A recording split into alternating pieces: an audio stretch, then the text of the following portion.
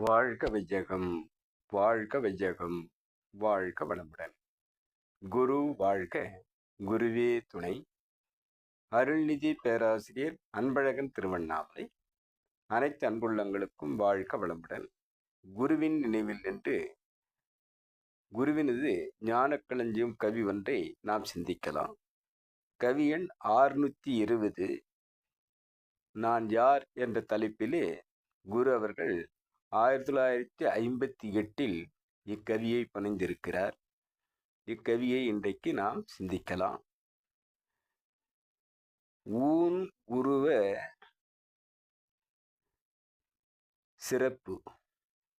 ஊன் உருவச் சிறப்பு உயர் அறிவும் கொண்டு உணர்ச்சி, முயற்சி, செயல் ஞாபகமாய் உள்ள நான் யார்?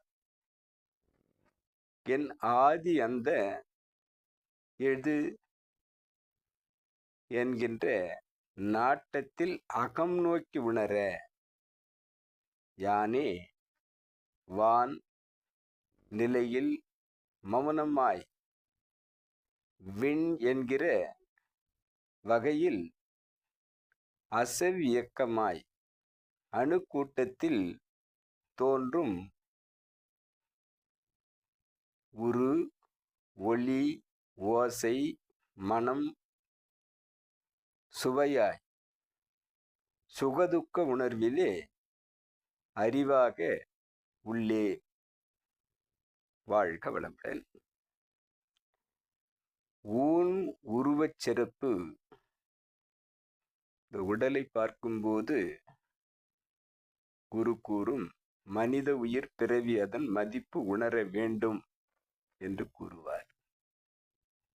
மனம், உயிர், மெய் மூன்றான மறைபொருட்களான மனிதனது ஆற்றல்களை மலர வைக்க வேண்டும் என்று குரு அவர்கள் கூறும் அளவிலே இந்த ஊன் உருவச் சிறப்பை நாம் உற்று நோக்கும் போது இறைவன் தந்த கொடை என்று நாம் அதை நினைவு கூறலாம். உயர் அறிவையும் கொண்டு நமக்குள் இருக்கக்கூடிய அறிவு, உணர்ச்சி, அதை முடிக்கும் முயற்சி, அந்த முயற்சியில் செயல், அந்த செயலில் ஞாபகத்தை வைத்துக்கொண்டு வாழ்வை நடத்தி செல்லுதல், அனைத்தையும் முடித்த பிறகு நான் யார் என்ற ஆத்ம விசாரணையை நம்முள் ஏற்படுத்தி கொள்ளும் அளவிற்கு நமக்குள் இறையாற்றல் தந்திருக்கக்கூடிய கொடைதான் இந்த ஊன் உருவச் சிறப்பு, நமக்குள் இருக்கும் அறிவின் சிறப்பு என்பதை கூறி, அப்போ நாம் யாராக இருக்க முடியும் என்பதை, ஆதி அந்தம் எது நமக்கு என்பதை நாட்டத்தில் அதை தெரிந்து கொள்ள வேண்டும் என்ற ஆர்வத்தில் குரு அவர்கள் அகம் நோக்கி உணர, அகத்தவத்தால் மட்டுமே நாம் யாராக இருக்க முடியும் என்பதை தெரிந்து கொள்ள வாய்ப்பிருக்கிறது. குருவை பற்றி கொண்டு அகத்தவத்தில் ஆழ்ந்து செல்ல வேண்டும் என்பதை கூறி, உணர, அகம் நோக்கி உணர என்று கூறுகிறார். அவ்வாறு உணர்ந்தபோது யானே வான் நிலையில் மௌனமாய்